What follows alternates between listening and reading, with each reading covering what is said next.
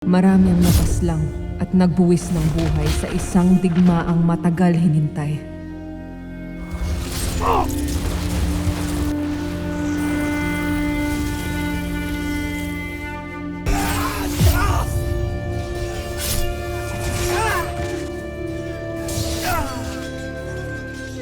Ngunit hindi inakalang agad na darating. Ngunit ang pinakamasakit na kamatayan na aking nasaksihan mula sa Devil ay ang kamatayan ng dalawang anak na nanggaling sa aking sinapupunan at puso.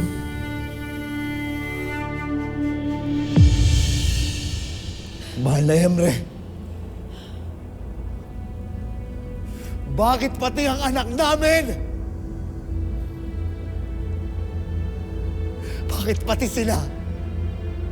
Bakit yung inayaan mo patay si Lira at Mira? Ano? At sino pa ang babawiin niyo sa amin, mahal na Emre? Maging ang brilyante ni Elena na kay Mitena na! Bakit yung hinayaan mangyari to? Bakit pati ang brilyante at ang anak namin ni Ibrahim ang kailangan niyo isakripisyo?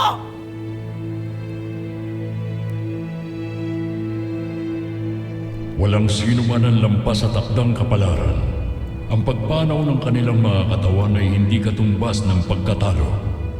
Bawat kaluluwang naglilingkod sa liwanag ay kailangang magdaan rin sa kadiliman. Sabihin mo sa amin, mahal na Emre, kung ikaw ay tunay na bathala,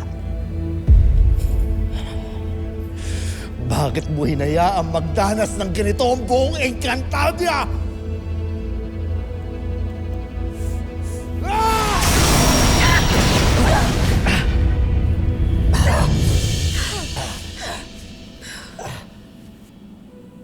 Ipinagkakaloob ko sa inyo ngayon ang inyong pagluha, ngunit hindi ang inyong pangunawa.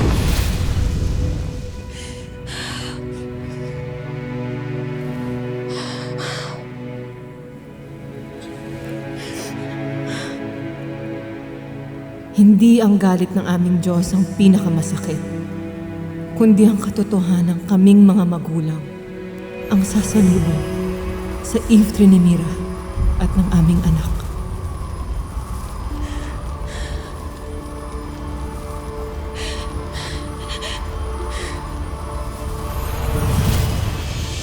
Mira, ang mga anak ko.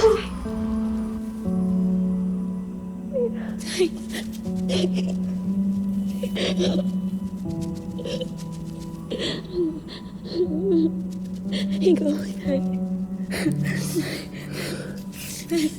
Mira, anak.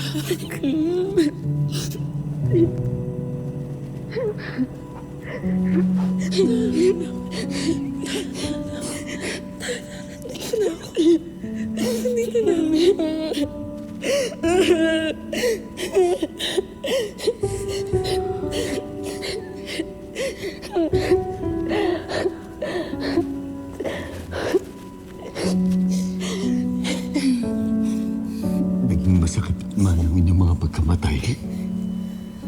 Ngunit nagagalak ako na nandito na kayo sa Devas. Teka lang, Bebas. Lord, ba't hindi sa heaven? Hindi ka naman kasi talaga tao. Ang mga iftre natin, dito talaga ang tahanan.